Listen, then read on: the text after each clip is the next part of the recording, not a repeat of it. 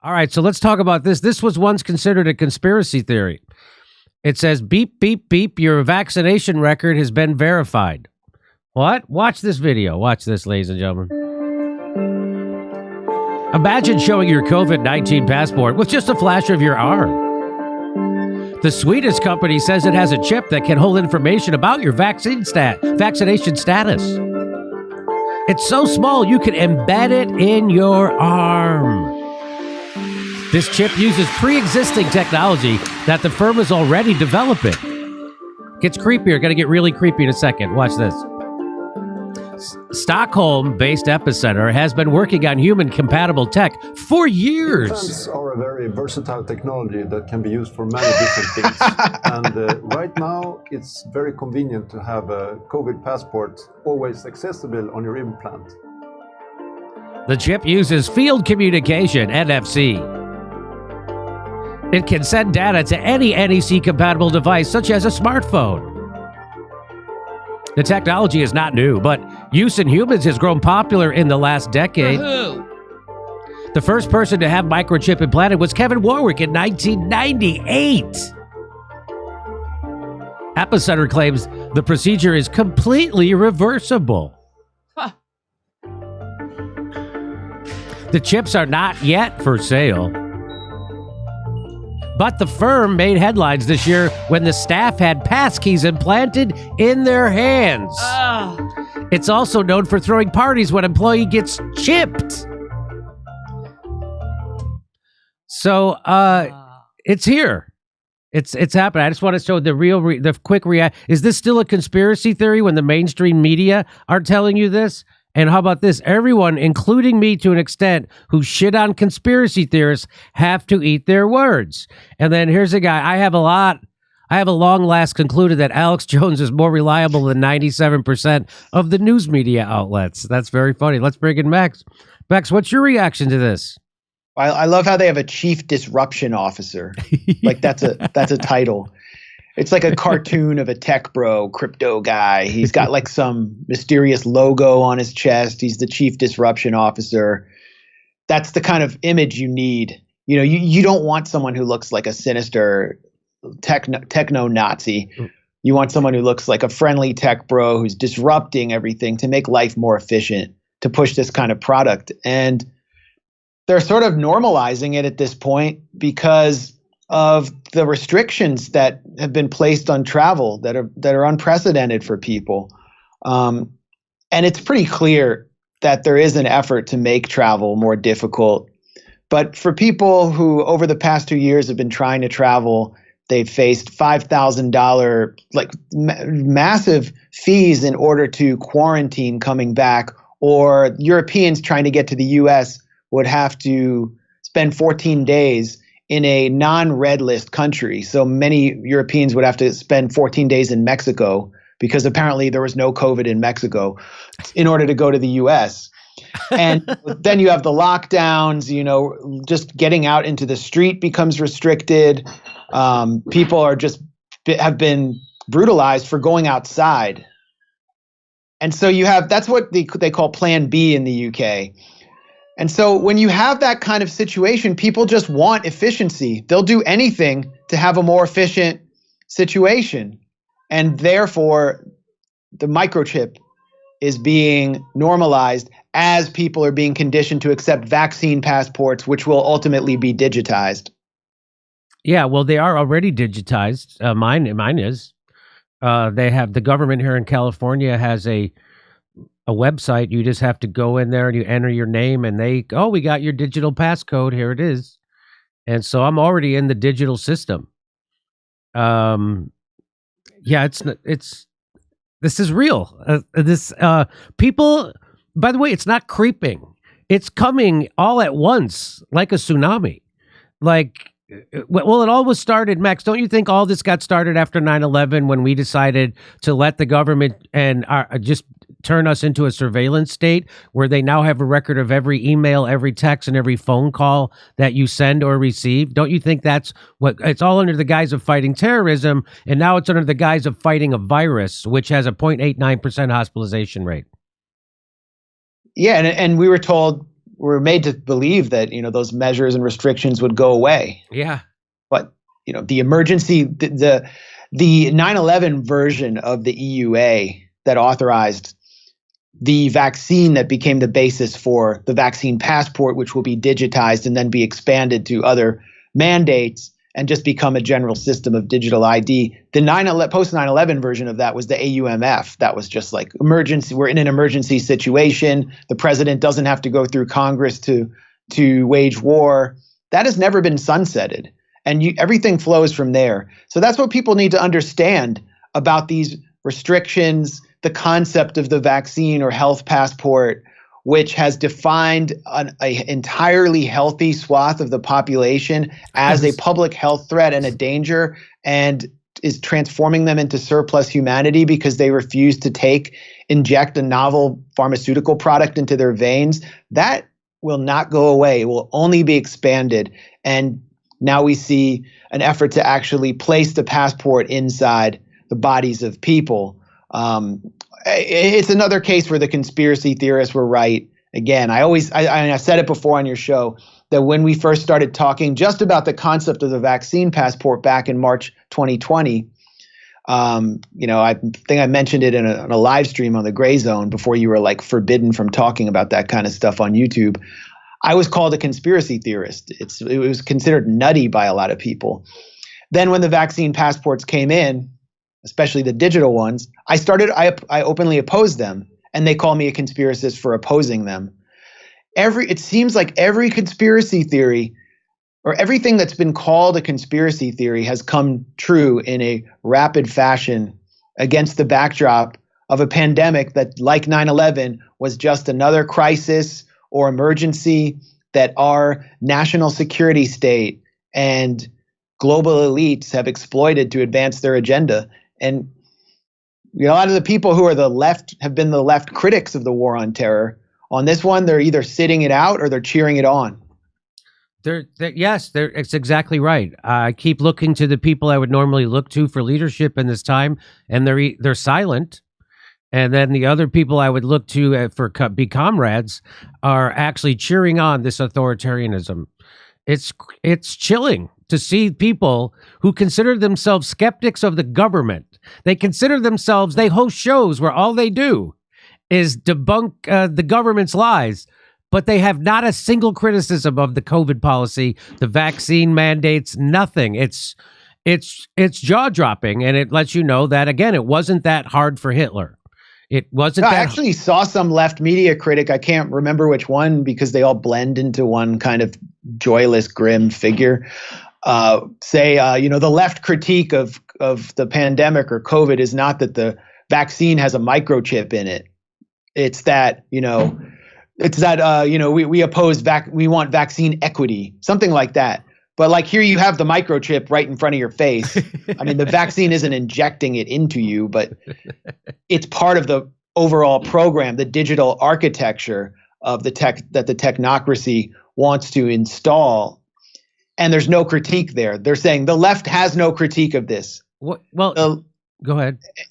What I've noticed also in the past week is a lot of kind of left commentators on Twitter just melting down. Like really like going into a state of complete meltdown because the consensus is breaking thanks to you and others like you and people who came before you. I think a lot of people have been talking about this longer than we have, and we can acknowledge them. One person is CJ Hopkins, who I've had on my show at Rockfin, foreign agents 2 times, and who lives in Germany and is really on the front lines of some of the most draconian lockdowns. Let me just say that in full disclosure, I was 100% for the lockdowns. I was 100% for the vaccines. I didn't start looking critically at this because I was afraid. I didn't start looking critically at any of it until I got injured by the jab. And then that opened my eyes to a lot of things because I saw how many people were lying to me about everything. I saw how people wouldn't even listen to me. That I was injured by. I'm like, you won't even fucking listen to me? Like, that's not how science works. I would go to doctor. Well, I just went to a doctor who completely dismissed me. And it wasn't until I started talking to doctors that were running studies on treating people with COVID, actually trying to treat them, that I started to find out there's a bunch of bullshit happening around COVID, the vaccines, and suppression of early treatment.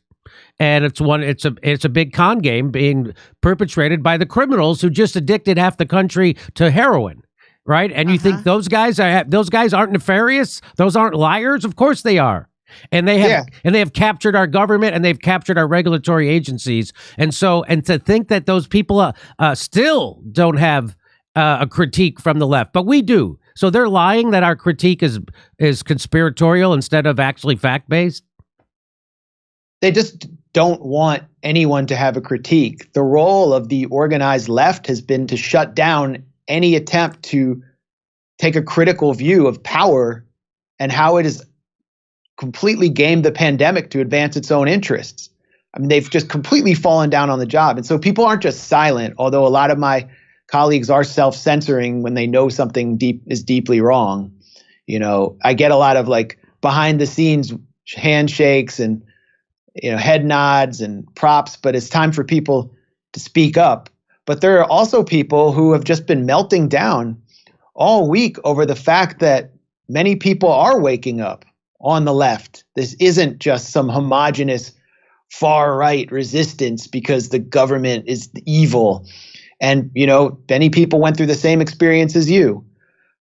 And so when I see these people who are just attacking people like you as anti-vaxxers, using this really loaded term, when you and I never said a goddamn thing about a vaccine before the government started to force everyone to take one that was clearly very flawed.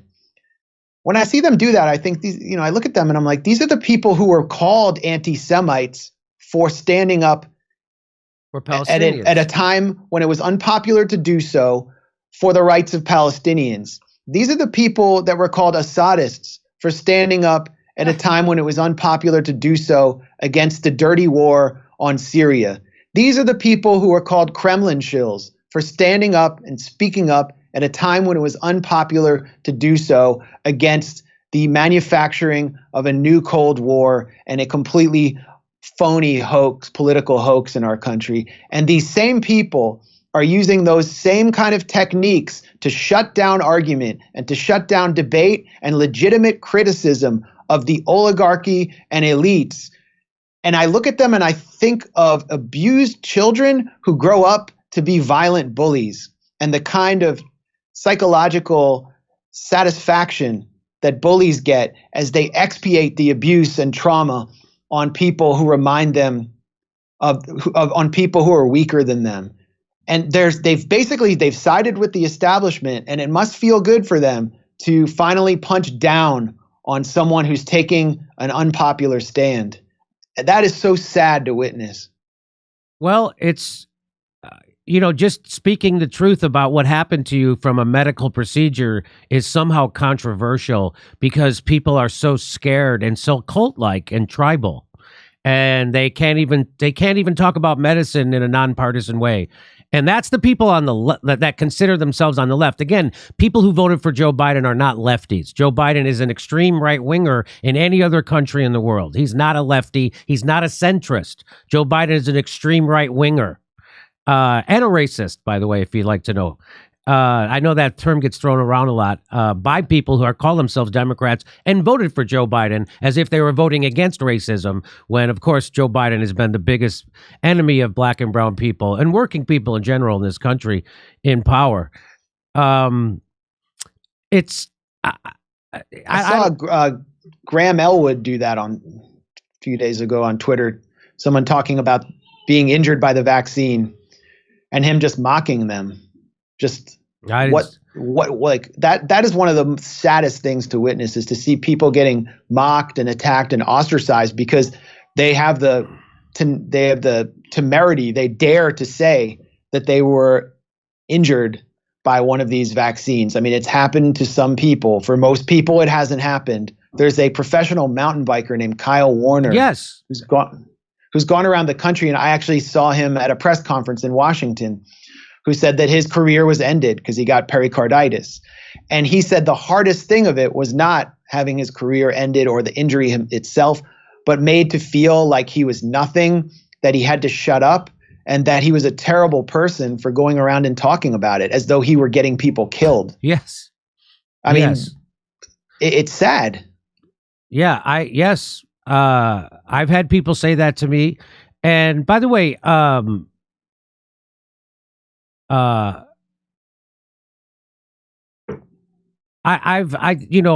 don't think there's,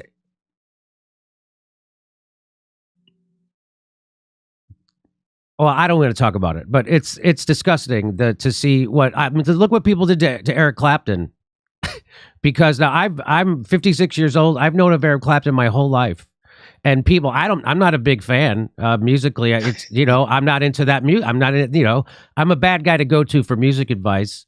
But I've known of Eric Clapton my whole life, and everybody talked about what a god this guy was. What a good guitar. Never heard a bad thing said about Eric Clapton until he got injured by the jab, and he told the truth about it. And all of a sudden, he's the worst racist in the world. He's a Trumper. He's your enemy. He's a white supremacist. He's your enemy. And it was just like, oh my God. And then people repeated that propaganda that came directly from Big Pharma. And people would repeat that in joke forms. I can't think of anything worse you could do. And especially me. I have to live with this.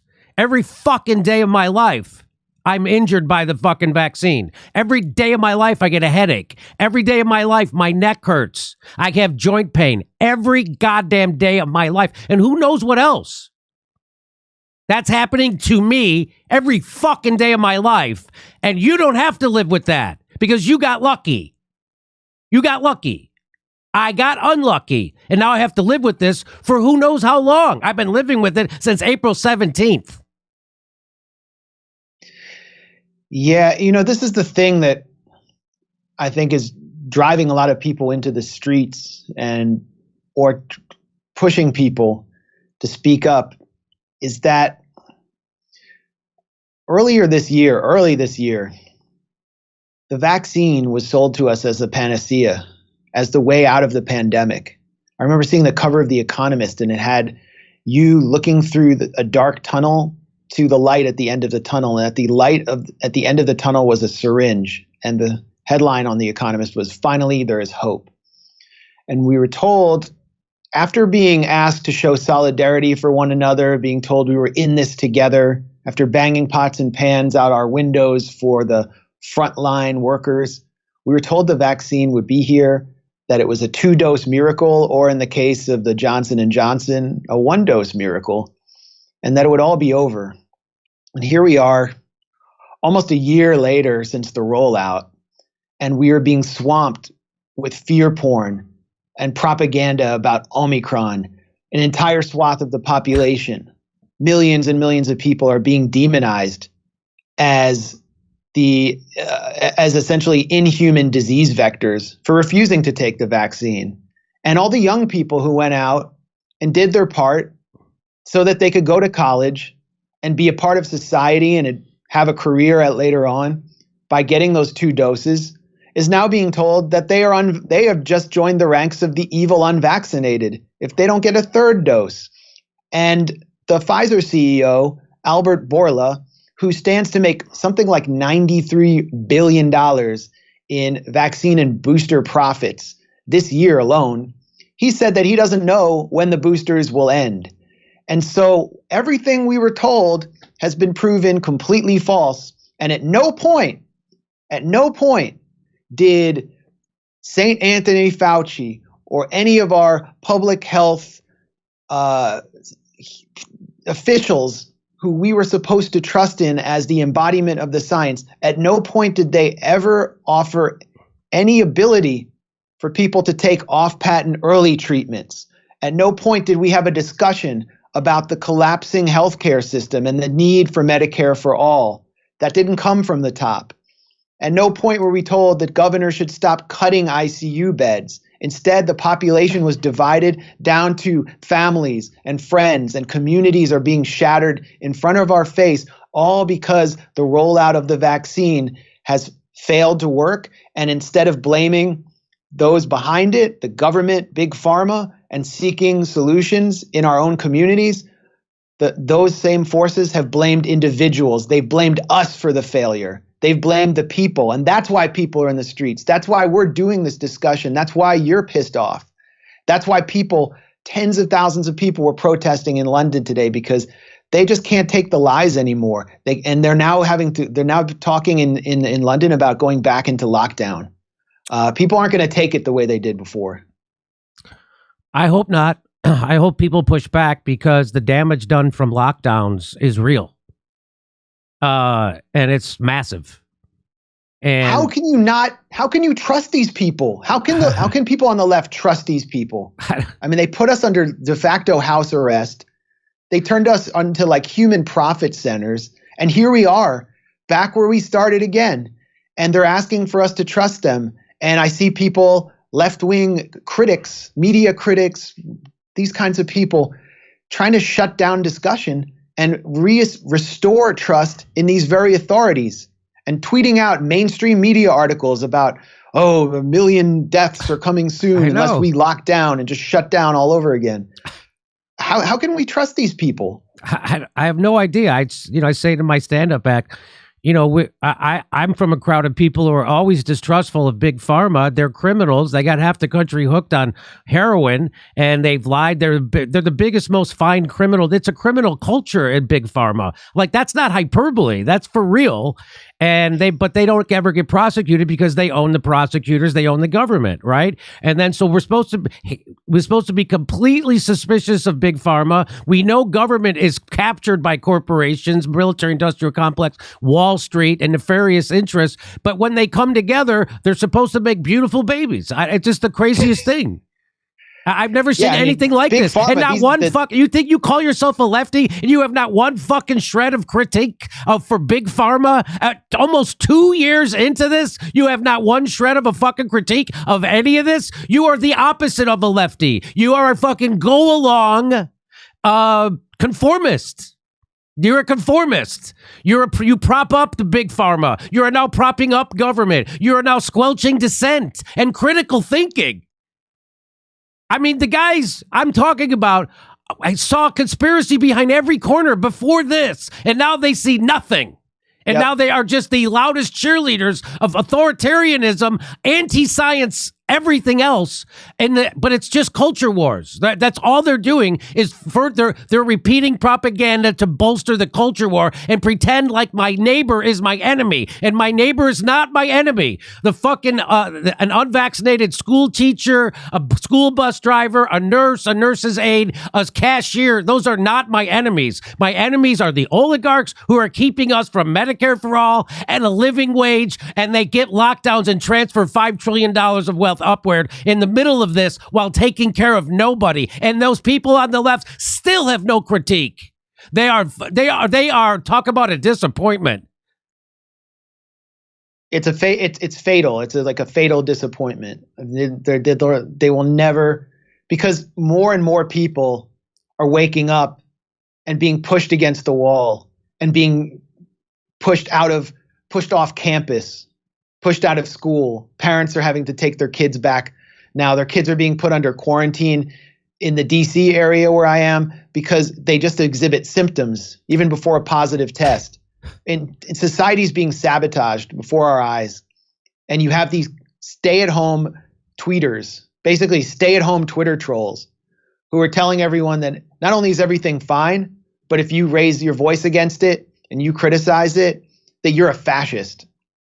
And they're just the ultimate useful idiots for the global predator class who are scooping up all the profits from this and evading the accountability. I mean, big pharma should have been broken up and the executives should have been arrested and basically thrown in a hole after the opioid epidemic. Yep. Instead, what do they get? The Sacklers got let off. Opioid deaths doubled under lockdowns last year in West Virginia and went up 30% in the rest of the country. And here we are. Here we are. People are cheering on their own demise. People who consider themselves lefties and anti-government, anti-corporate, are cheering on their own demise, and it's a remarkable success of propaganda. And again, people keep comparing these vaccines to polio. Yeah, that's such gaslighting. That's gaslighting. How scientifically idiotic do you have to be to do that? It's just, this is just like the vaccines you have to take to go to school in the U.S. Like, no, those vaccines, first of all, they are sterilizing. The MMR prevents you from getting measles. These don't. Yeah. So if I'm as I saw Kim Iverson make this point, she said, if I'm in another country and I'm in an elevator, I don't worry that the other person isn't vaccinated for measles because I'm vaccinated for measles. Go ahead. Yeah. And it's just to go to school. It's not so that you can go into society. Right.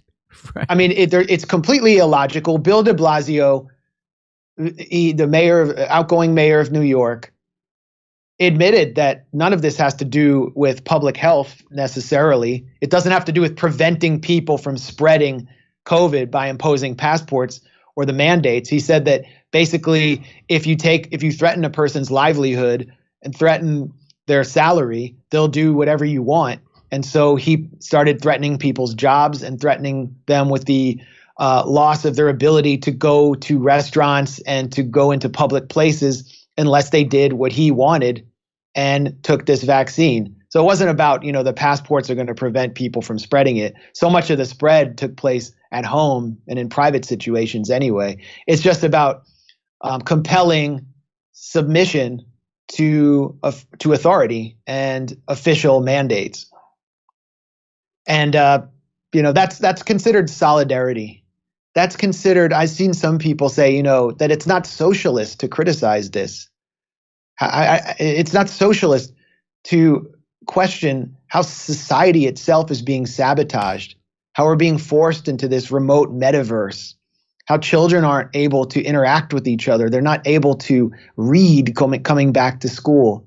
I was talking to my mother-in-law, who's a teacher, a public school teacher, and she told me the kids came back to school. She's a grade school teacher. When they came back, many of them couldn't read. They were all 2 years behind in math or reading, and that they had forgotten how to behave socially, and that they couldn't stop touching each other because they had been so isolated. There's a story in the LA Times that came out on December 8th about car accidents, and experts thought that car accidents would go down because the pandemic had forced so many people at home, and instead they're at a record level, close to 39,000 deaths on U.S. roads. Why? Well, according to the LA Times, isolation, depression, people who've been cooped up, locked down, and have restrictions you chafe at. So if you can have an arousal breakout, you want to take it. That's according to a professor of psychology at Temple University. I mean, how is opposing that solidarity or proper socialism? I don't see it. But that's what I'm being told to shut me down. I really don't care what anyone thinks about me. I don't know what the proper left position is here. I don't really care. It doesn't seem like a left or right issue. I think all that matters here is that the guy down the street, I don't have anyone down the street who's a Trump supporter, but if there were some Trump supporter down the street with a Trump flag in front of his house who drives a bus, or an Uber driver who doesn't want to wear a mask, these are the people that are being demonized, and they're not the enemy. The enemy is the guy in Davos. That's right. He's in an air-conditioned office counting his money. That's right. The enemy is Bill Gates, who gets to tell us when the pandemic ends in his year-end wishes, and is called for in his year-end wishes the government to impose censorship policies on social media, because on those who are eroding trust in the pharmaceutical products and institutions that he has invested his money in. He literally said that. That's the enemy. And so, we need to come together against that predator class. If that's not the left position, then, count me out. But I think that's what drew me to the left. What drew me to the left was the anti-authority tendencies, the opposition to mass surveillance, the opposition to war, the questioning of authority, the suspicion of corporate media, the absolute contempt for elites. And I find that, a lot of people are experiencing those same sentiments, and they're just being told that they don't fit in or they're demonized. So maybe we're facing some kind of political realignment here. There's definitely a political realignment happening. I don't know how it's going to shake out, but it's weird because the Democrats became Republicans a long time ago, but now people who consider themselves lefties inside the Democratic Party are now espousing right-wing authoritarianism. And the people who aren't considered on the left are the ones fighting against authoritarianism. Talk about a political realignment. Well, the Democrats already said they don't want blue-collar people voting for them. I mean, they're not going to try to get them. That they're trying to get white-collar Republicans in the suburbs to vote Democrat. So their party is now changing to be Republican, and that's what they want because they both serve the same masters, which is corporate America. Hey, come see a live stand-up show. We're doing New Year's Eve in Studio City. In January, we'll be in Raleigh, North Carolina. In February, we're going to be in Philadelphia. Go to jimmydorcomedy.com for a link for all our tickets.